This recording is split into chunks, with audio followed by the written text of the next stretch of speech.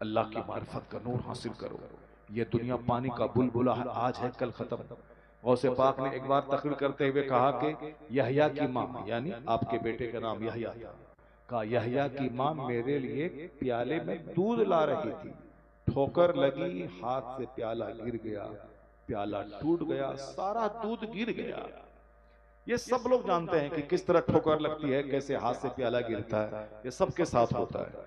इतना कहना था कि मजमे में जैसे आग लग गई हो, लोग गरीबान फाड़ने लगे, लोग अपने सर के बाल नोचने लगे, लोग जंगल की तरफ भागने लगे, कई लोग तड़प तड़प के मर गए मजमे में। क्या थी वो तकरीर? वो तकरीर में गौसे आजम ने इस जुमले में इस दुनिया की अहमियत को बताया। ये दुनिया एक मिट्टी का प्याला है, जरा सी ठोकर लगी टूट गया, टूट गया। तब लोगों ने इस वाकये से, इस प्याले वाली मिसाल से समझ गया कि दुनिया एक 0/0 नथिंग, कुछ नहीं है। जिसके लिए मैं मर रहा हूं, जिसके लिए लालायित हूं, जिसके लिए 30 साल तक पढ़ाई करता हूं, जिसके लिए 30 साल तक नौकरी करता हूं, जिसके लिए रिश्वत 10-10, 20-20, 50 लाख रुपए देके नौकरी करता हूं, जिस दुनिया के लिए रमजान के रोजे छोड़ता हूं, जिस दुनिया के लिए अपने बाल बच्चे वतन सबसे अलग होकर सऊदी अरब में जाके ऊंट चराता हूं, वहां से चंद सिक्के कमा के लाके छोटा सा घर बना लेता हूं, बाद जब घर में रहने का टाइम आया, उम्र के 60-70 साल हो गए, उसके बाद फरिश्ता आया, गला दबाया और कब्रिस्तान में मिट्टी में सड़ने के लिए चले गए। आखिर जिंदगी का मकसद क्या हुआ कि 30 साल नौकरी करो, पैसा कमा के छोटा सा घर बनाओ, ईंट और पुख्ता के घर बनाओ, और जब रहने के लायक हुआ तो मर के कब्रिस्तान मिट्टी में चले जाओ। जब अंजाम मिट्टी ही में जाना है तो क्यों उस मकान के लिए झूठ बोल के मकान बनाना है? क्यों नमाज छोड़ के मकान बनाना है? क्यों दूसरों को ठग के मकान बनाना है? क्यों रात दिन मेहनत करके छोटा सा घर बनाना है? तो अक्लमंद वो नहीं जो दुनिया का ईंट का घर बना के वो अपनी आखिरत को बर्बाद कर दे। अक्लमंद वो है जो मिट्टी के घर में दुनिया में रहे मगर कयामत के दिन सोने चांदी की जन्नत में अपना घर बना ले। अक्लमंद वो है जो जन्नत में घर बनाए, वो जन्नत का घर जो सोने चांदी की ईंटों से बना होगा, वो जन्नत का घर जो मुश्क और कस्तूरी के गारे पे जोड़ा गया होगा, वो जन्नत का घर जहां तक निगाह जाएगी हद निगाह तक एक जन्नती का अपना घर होगा। वो जन्नत की जमीन हीरे जवाहरात की होगी, जिस हीरे को आपने दुनिया में कभी देखा नहीं है।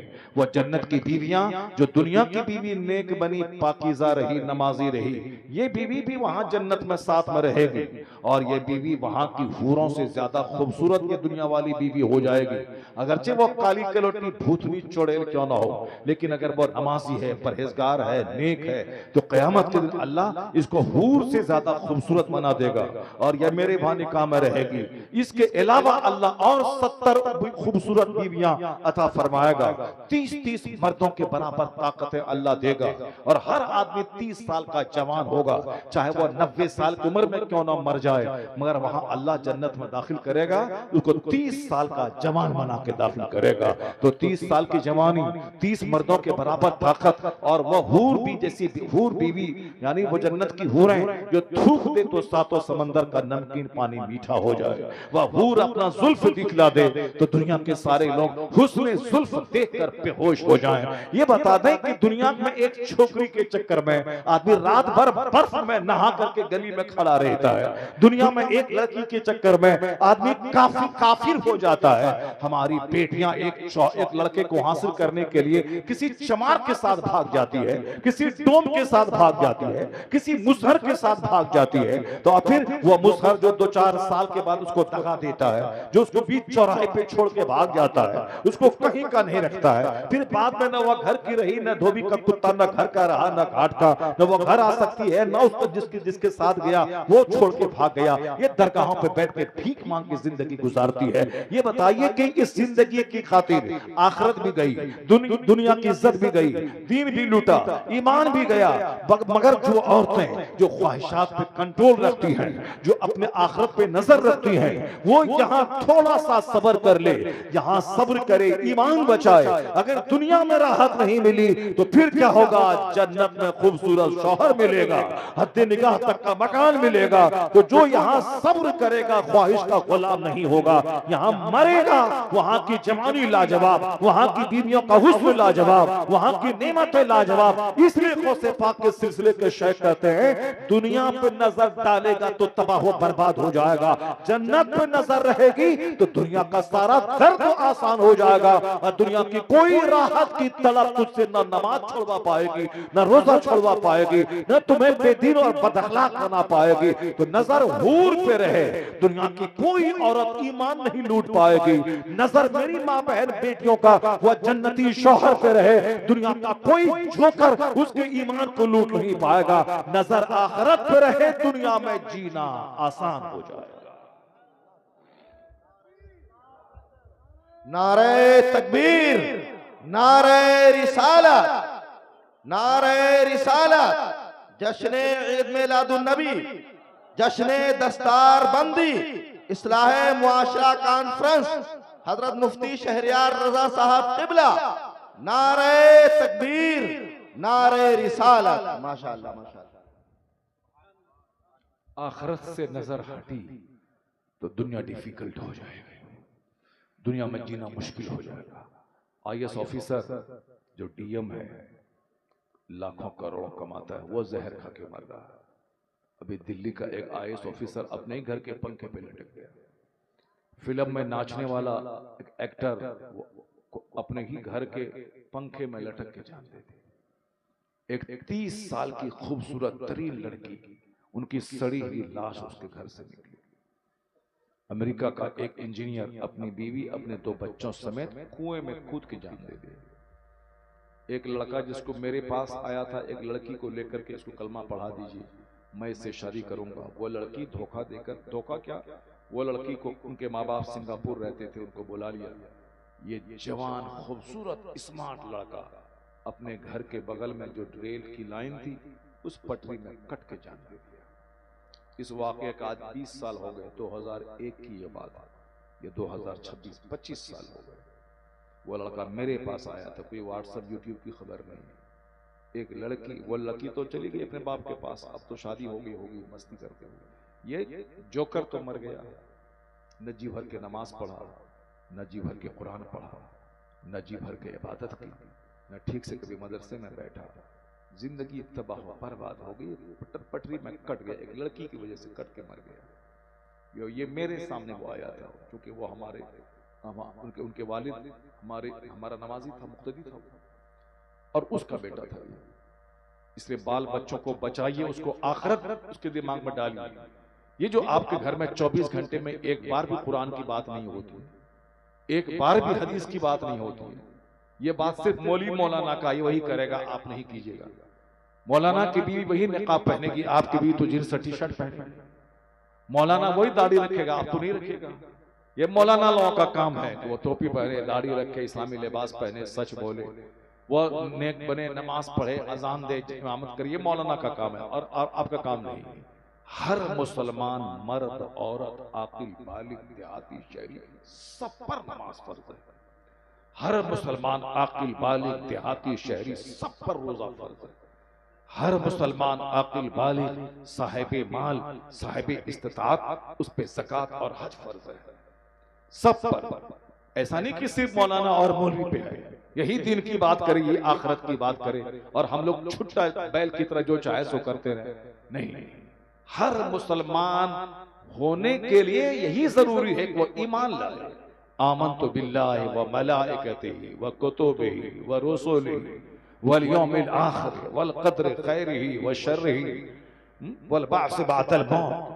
मोमिन होने के लिए जरूरी है कि वो ईमान लाए कि मैं अल्लाह पर ईमान लाया, अल्लाह के सारे रसूलों पे ईमान लाया, अल्लाह की सारी किताबों पे ईमान लाया, आखिरत के दिन पे ईमान लाया, मरने के बाद दोबारा उठाया जाएगा उस पर ईमान लाया, तकदीर पर ईमान लाया, मरने के बाद हिसाब किताब होगा, क़यामत कायम होगी, जन्नत जहन्नम है, उस पर ईमान लाना होगा। अगर कोई बोला कि जन्नत है कि नहीं है, कौन देखा है, मरने के बाद क्या होगा, कौन देखा है, मुसलमान ही नहीं होगा। अगर मुसलमान अगर था पहले, अगर ये कह दिया क्या होगा नहीं होगा कौन जानता है, वो सब कुछ दुनिया में है, वो काफी हो जाएगा। अगर उसकी बीवी उसके निकाह में है तो उसके निकाह से बीवी निकल जाएगी। ये बात बोलने के बाद अब जब बीवी से मिलेगा ज़िना खालिस, अब जितने बच्चे पैदा होंगे सब वलदुल ज़िना वलदुल हराम पैदा होंगे। लोग वो समझते नहीं है, बस मकान दुकान गाड़ी छकड़ा बैल भैंस भैंस गाड़ी जमीन जगह मकान धूम धड़का, ये बस इसी के पीछे पड़ा। बीवी निकाह से निकल गई एहसास नहीं, बच्चे सब हरामी पैदा हो रहे एहसास नहीं। आजकल माँ बाप का एहतराम नहीं रहा, इसका मतलब है वलदुल ज़िना की तादाद में इजाफा हो रहा है। बूढ़ों की इज्जत खत्म हो गई, इसका मतलब है वलदुल हराम की तादाद में इजाफा हो रहा है। क्योंकि जिसके नुत्फे में खराबी होती है उसके पास अदब नहीं रहता, उसके पास अखलाक नहीं रहता, उसके पास दूसरों का एहतराम नहीं रहता। जो बूढ़ों को बुढ़ा कहता हो, ए बुढ़ा इधर आओ, अपना बाप तो अपना बाप दूसरे को भी बुढ़ा नहीं कहना चाहिए। अगर अक्रेमो अपने ज़ईफों की इज्जत करो, अपने बूढ़ों की इज्जत करो। बूढ़ों की इज्जत ताज़ीम खुदाबंदी में दाखिल है। बूढ़ों की इज्जत करो। अगर तुमने बूढ़ों को इज्जत दी तो जब तुम बूढ़ा बनोगे तो तेरी मोहब्बत जवानों के दिल में अल्लाह डाल देगा। और अगर तुमने बूढ़ों की इज्जत नहीं की तो तुम बुढ़ापे में जब पहुंचोगे तो 10 लोग तुम्हें तकलीफ पहुंचाने के लिए तुमने एक बार बुढ़ा कहा, तुमको 10 बार ये बच्चे बुढ़ा कह के तकलीफ पहुंचाएंगे। बूढ़ों का एहतराम नहीं रहा, समझ जाए कि वलदुल ज़िना की तादाद बढ़ गई।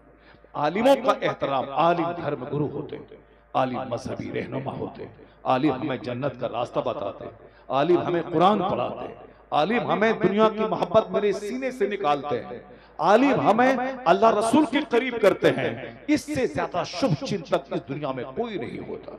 मैं आलिम को गाली देता हूँ मगर ये आलिम मुझको जन्नत का रास्ता दिखाते हैं। मैं आलिम को मदरसे से निकालने की बातें करता हूँ मगर ये भीख मांग के मेरे बच्चों को खिला करके हाफिज कुरान बनाता, मेरे बच्चों को आलिम दीन बनाता। इससे ज्यादा शुभ चिंतक, इससे अच्छा काम करने वाला इस धरती में कोई नहीं मिलेगा। मैं इन पर हराम खोरी का इल्जाम लगाता हूँ मगर ये ज़कात और खैरात कलेक्शन करके रमजान के दिनों में इफ्तारी यहाँ, सहरी वहाँ, रात का खाना वहाँ, परेशान होकर ज़कात खैरात कलेक्शन करके अपना घर बनाया नहीं, मदरसे की इमारत खड़ी कर दी। 2, 4, 10, 50 बच्चे पढ़ते हैं, उसको उसके खाने का इंतजाम किया। जो 2, 4 टीचर रहते हैं बच्चों को पढ़ाते हैं कुरान हदीस, उनकी तनख्वाह का इंतजाम किया। ये मारे मारे फिरते हैं, इनका एहतराम किया जाए, इनकी इज्जत की जाए। स्कूल कॉलेज खोलने वाला तो लोगों से पैसे लेके डोनेशन लेके स्कूल चलाता है, अपना घर बनाता है। ये तो अपनी इज्जत को दफन करके लोगों से ज़कात और खैरात मांग करके ये मदरसा चलाता है। इंसान बनाने की फैक्ट्री है यह मदरसा। पहले मदरसा मजबूत था तो गली गली में कुतुब अब्दाल मिलते थे।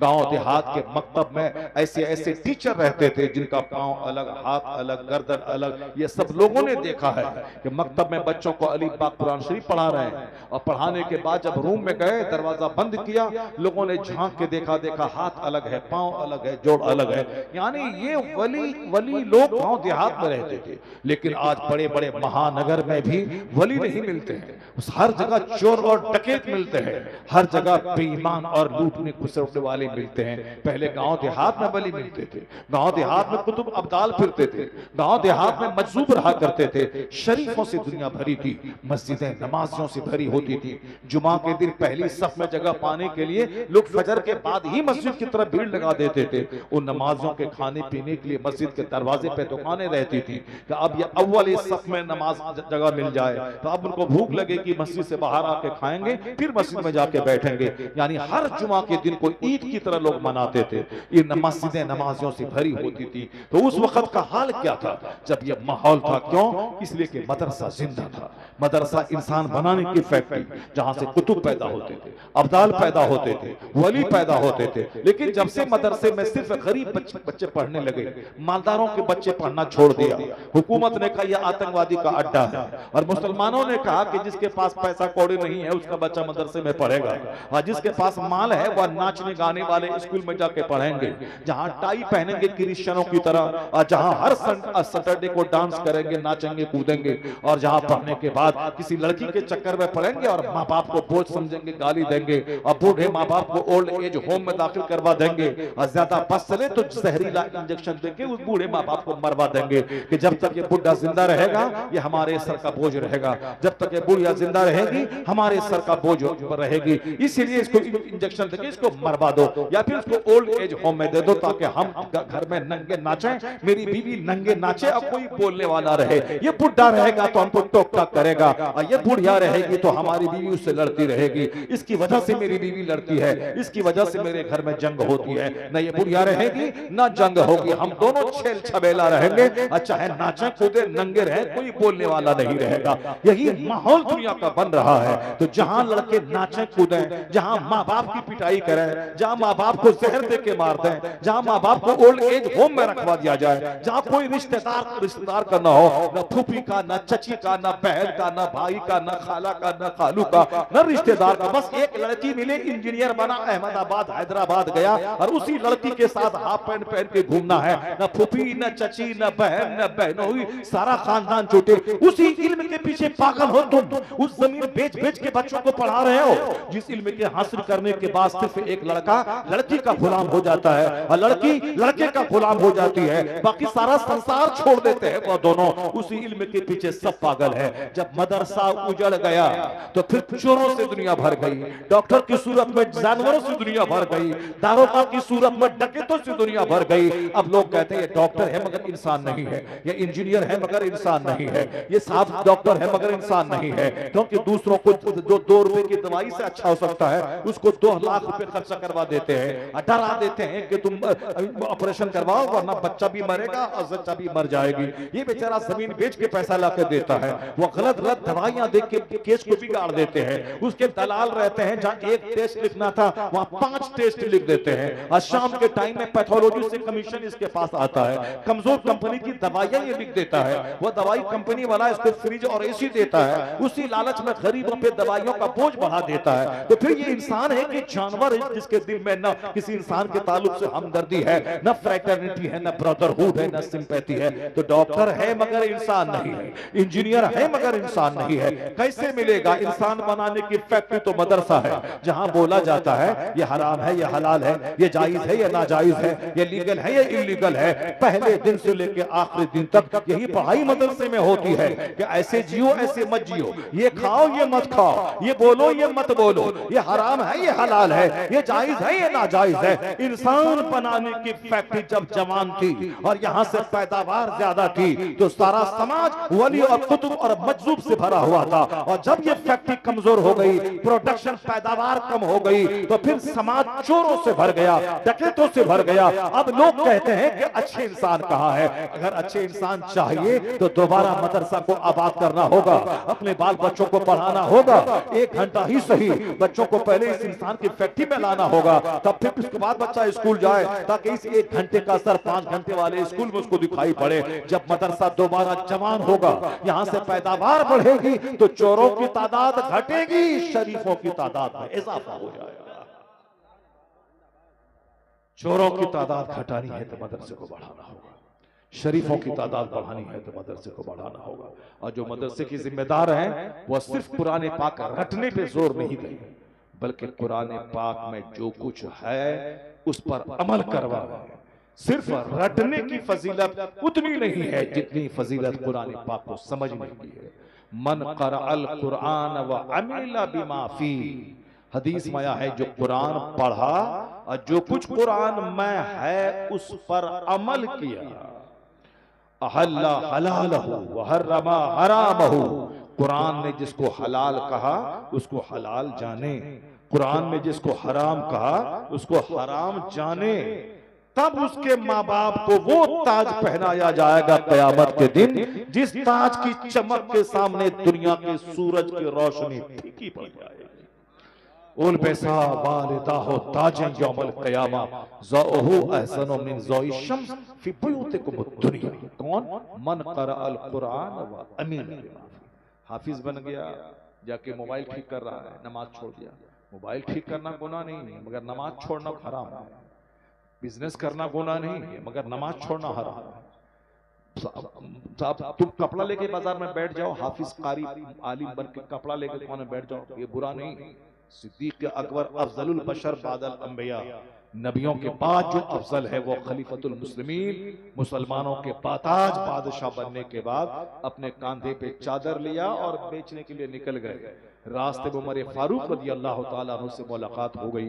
कहा, हुजूर अमीरुल मोमिनीन कहाँ जा रहे हैं? कहा, बाल बच्चे क्या खाएंगे, इसीलिए से तिजारत करने जा रहा हूं। अमीरुल मोमिनीन से कहा फारूक आज़म ने कि आप बिजनेस करेंगे तो मुसलमानों के मामलात का क्या होगा, मुसलमानों के उमूर को कौन देखेगा? इसलिए उन्होंने मीटिंग बुलाई। उमर फारूक आज़म ने मुसलमानों की मीटिंग बुलाई और बड़े बड़े सहाबा कराम की। उस मीटिंग में यह बात पास हुई कि बैतुल माल से जो मुसलमानों का खजाना है, उस खजाने से सिद्दीक अकबर रज़ी अल्लाह तआला अन्हु की तनख्वाह मुकर्रर कर दी जाए ताकि वह फुल टाइम मुसलमानों के उमूर के फैसला करने में वो दिया करे। तो फिर एक मामूली सी तनख्वाह मुकर्रर हुई सिद्दीक अकबर रज़ी अल्लाह तआला अन्हु की। उसके बाद आप फुल टाइम मुसलमानों के उमूर के लिए देने लगे। ये बताइए कि खलीफतुल मुस्लिमीन बनने के बाद चादर कांधे पे डाल के बेचने जा रहे हैं। हजरत मौला अली यहूदी के कुएं में पानी डाल के, पानी उसके खेत में पटा के, ये कुएं से निकाल कर वहां से 2-4 दिरहम कमा के बाल बच्चों को पाल रहे हैं। ये बताएं कि मौलवी मौलाना बनने के बाद चोरी करना ये हराम है, दाढ़ी मूंडना ये नाजायज है, नमाज छोड़ना हराम है, लेकिन बिजनेस करना ये हराम नहीं है। वो बिजनेस करें तो अगर ढेर पूंजी है तो 5 करोड़ का माल लेके बैठ जाए, अगर नहीं पूंजी है तो 5,000 रुपए का सेब लेके बैठ जाए, 5,000 रुपए की सब्जी लेके बैठ जाए। सब्जी बेचना यह हराम नहीं है, नमाज छोड़ना हराम है, झूठ बोलना हराम है, ज़कात और खैरात का माल मस्जिद मदरसे का हड़प करके खाना यह हराम है, नमाज छोड़ना हराम है। तो ऐसा नहीं कि मौलाना मौलवी बिजनेस ना करे, मौलाना बिजनेस करे, खूब भाग दौड़ करे, वो दीन का काम भी करे, बिजनेस भी करे, पैसा भी कमाए, गरीबों मिस्किनों में खैरात भी करे। इमाम आज़म रज़ी अल्लाह तआला अन्हु बहुत बड़े बिजनेसमैन थे, गरीबों मिस्किनों की खूब मदद करते थे, आलिम दीन की खूब मदद करते थे। जो बच्चे उनके पास पढ़ने आते थे वो पढ़ने के काबिल होता तो अपना पैसा खर्च करके उसको आला तालीम दिलवाते थे। इमाम अबू यूसुफ रज़ी अल्लाह तआला अन्हु उन्हीं शागिर्दों में से थे जिनकी हालत खराब थी, खस्ता थी, जो गरीब थे। उन पर इमाम आज़म अबू हनीफा ने बड़ी मेहनतें की, अपना माल खर्चा किया और दिया। अगर कोई बच्चा गरीब होता, उनके माँ बाप गरीब होते, ये पढ़ाई छोड़ करके माँ बाप के लिए कमाई करेगा, ये बच्चे को भी पैसा देते थे, उनके माँ बाप के खर्चे के लिए भी पैसा देते थे ताकि ये बच्चा पढ़े। जब माल रहेगा तब ना ऐसा खर्चा करेंगे। ऐसा नहीं कि मौलवी साहब बनने के बाद सब परहेज वाला कपड़ा पहन करके मोटरसाइकिल पे चलना है, दूसरा काम करेंगे तो लोग जलील समझ लेगा। नहीं, हलाल रोजी की तलाश ये बुजुर्गान दीन की सुन्नत है। हलाल रोजी का अलबत्ता दाढ़ी मोड़ना ये हराम है, नमाज छोड़ना ये हराम है, झूठ बोलना ये हराम है। तो फजीलत किस हाफिज की है?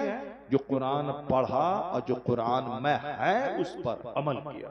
इसलिए हुफ़ाज़ कराम को भी चाहिए कि जब आपको अल्लाह ने कुरान पाक का इल्म दिया है तो फिर आप अपने आप को कमजोर मत समझिए कि हमसे अच्छा डॉक्टर है, हमसे अच्छा इंजीनियर है, हमसे अच्छा 50 बीघा जमीन का जोतने वाला काश्तकार है। 50 लाख बीघा जमीन का जोतने वाला कोई जमींदार हो, उससे बेहतर एक हाफिज़ कुरान है। यह बात मैं नहीं कहता, जिस नबी का कलमा आप पढ़ते हैं वो नबी कहते हैं, खैरुकुम मन तअल्लमल कुरान व अल्लमहु, तुम में सबसे अच्छा वो है जो कुरान पढ़ता हो और दूसरों को पढ़ाता हो। तो जिसको कुरान का इल्म दिया गया वो कभी यह ना समझे कि हम कमजोर हैं, हम गरीब हैं, हमारे पास दुनिया की दौलत नहीं है। नहीं, वो ये समझे कि सबसे बड़ी दौलत कुरान है, जो दौलत कुरान पाक की हमको अल्लाह ने अता फरमा दिया। वो इसकी कदर करे, इल्म दीन की कदर करे, मदरसे की तालीम की कदर करे, वो अपने असातिज़ा की कदर करे, मदरसे की चटाई की कदर करे। अल्लाह इतनी इज्जतों से नवाजेगा। हिंदुस्तान का, पूरी दुनिया का कोई प्रधानमंत्री उतना सफर नहीं किया होगा हवाई जहाज से जितना सफर सरकार ताजुश्शरिया रहमतुल्लाह अलैह क्या करते थे। अभी अमेरिका में, अभी हॉलैंड में, अभी नॉर्वे में, अभी कनाडा में, अभी ऑस्ट्रेलिया में, अभी हिंदुस्तान के तमाम शहरों में, गुजरात, राजस्थान, चेन्नई, बेंगलोर, बैंगलोर, बम्बई, कलकत्ता, पटना, लखनऊ, अब हिंदुस्तान का कौन एयरपोर्ट बचा होगा जब मेरे जैसे छोटे मौलवी से कोई एयरपोर्ट ना बचा हो? तो वो तो ताजुल शरिया थे। अमेरिका, नॉर्वे, कनाडा, हॉलैंड, यहाँ ये सुबह यहाँ, दोपहर वहाँ, शाम वहाँ, कोई प्रधानमंत्री उतना ना चला होगा जितना एक मौलवी की सूरत में सरकार ताजुल शरिया चला करते थे। इसका मतलब है कि मदरसे में सिर्फ ऐसे ही गया, टाइम पास किया, पढ़ा, पैसा नहीं मिल रहा है तो अब बोला ना मदरसे पढ़ने से कुछ नहीं मिलता है। क्या स्कूल में 1 करोड़ बच्चे पढ़ते हैं? क्या सारे बच्चे डॉक्टर बन जाते हैं? क्या सारे बच्चे इंजीनियर बन जाते हैं? क्या सारे बच्चे डीएम बन जाते हैं? नहीं, वहां भी करोड़ों में कोई कोई बनता है, लाखों में कोई कोई बनता है। अलबत्ता फटीचर तो सब बन जाता है, मगर मदरसे में पढ़ने वाला अगरचे बहुत पैसा ना कमाए, अलबत्ता इतना जरूर है कि जब से मदरसे में दाखिला लेता है उस वक्त से लेके मरते दम तक वह पक्का नमाजी बन जाता है। 25-30 साल मदरसे में रहता है तो 25-30 साल नमाज के माहौल में रहता है। 30 साल मदरसे में पढ़ा तो कुरान पढ़ते पढ़ते 30 साल गुजर गया। अभी एक लड़का मेरे गांव था, कोरोना काल में वो डीएम बनने की तैयारी दिल्ली में कर रहा था। उसको बुखार हुआ, पैरासिटामोल खाया, हवाई जहाज का सफर करके आया और फिर ऑक्सीजन की कमी हुई, हॉस्पिटल गया, 2-4 दिन के बाद मर गया। माँ बाप सब अफसोस करते रह गए कि बच्चा डीएम बनने वाला था, बहुत मेहनत से बचपन से पढ़ा था, मगर मर गया। ये बताएं कि वो क्या पढ़ते पढ़ते मरा? वो फिजिक्स पढ़ते पढ़ते मरा, केमिस्ट्री पढ़ते पढ़ते मरा, मैथ पढ़ते पढ़ते मरा। 30 साल तक तो अंग्रेजी ही पढ़ता रहा, मगर डीएम भी नहीं बन पाया कि दुनिया का मजा ले सके, मर गया। अब बच्चा जो मदरसे में पढ़ रहा है वह 30 साल तक कुरान पढ़ता रहा, कुरान रटता रहा, हदीस पढ़ता रहा, अगर मर गया तो कुरान पढ़ते पढ़ते मर गया, हदीस पढ़ते पढ़ते मर गया। इसीलिए हम कहते हैं कि अगर मदरसे में 30 साल 35 साल तक कोई पढ़ा तो उसको ये मत समझो कि वक्त बर्बाद हो गया, कम से कम 35 साल तो दीनी छांव में गुजर गया उसका, 35 साल तो कुरान पढ़ते हुए गुजर गया। अगर जब वो 10 साल में कुरान पाक रटे, कम से कम 10 साल वह वैद तो नहीं पढ़ा है, अल्लाह का कलाम पढ़ा है। जिंदगी तो गुजरनी है, मरना तो सबको है ही। चाहे आज मरे चाहे 50 साल के बाद मरे, बेहतर है वह मौत जो फिजिक्स पढ़ते हुए न आए बल्कि कुरान पढ़ते हुए आ जाए, हदीस पढ़ते हुए आ जाए। मदरसे में पढ़ाने का एक फायदा ये भी है, यहाँ बच्चा शुरू दिन से नमाज पढ़ता है, उस्ताद मार मार के नमाज पढ़वाते हैं, सुबह सवेरे डंडा से मार मार के उठाते हैं उसको। इसलिए इस माना कर मदरसा इंसान और वली बनाने की फैक्ट्री है। अगर अल्लाह तौफीक दे तो अपने बच्चों को पहले मदरसे में पढ़ाइए, फिर उसके बाद स्कूल कॉलेज में पढ़ाइए, ताकि बच्चा यहाँ से पढ़ के निकले तो वो मास्टर भी बने, वहां से पढ़ के निकले तो प्रोफेसर भी बने, यहाँ से पढ़ के निकले तो कोई दूसरे डिपार्टमेंट में जाए, ताकि इस तालीम का असर उसके पास रहे। आज जरूरत है चोर डॉक्टर की नहीं, शरीफ डॉक्टर की। आज जरूरत है चोर इंजीनियर की नहीं, शरीफ इंजीनियर की। आज जरूरत है चोर मिनिस्टर की नहीं, ऑनेस्ट मिनिस्टर की। आज जरूरत है चोर हेड मास्टर की नहीं, शरीफ हेड मास्टर की। तो वो सब कहां से होगा? उसका एक बुनियादी स्रोत है ये मदरसा। आलिमों की सोहबत, नेक लोगों की सोहबत में चंद दिन जिंदगी की गुजार ले, इसका असर सारी जिंदगी उसके साथ रहेगा।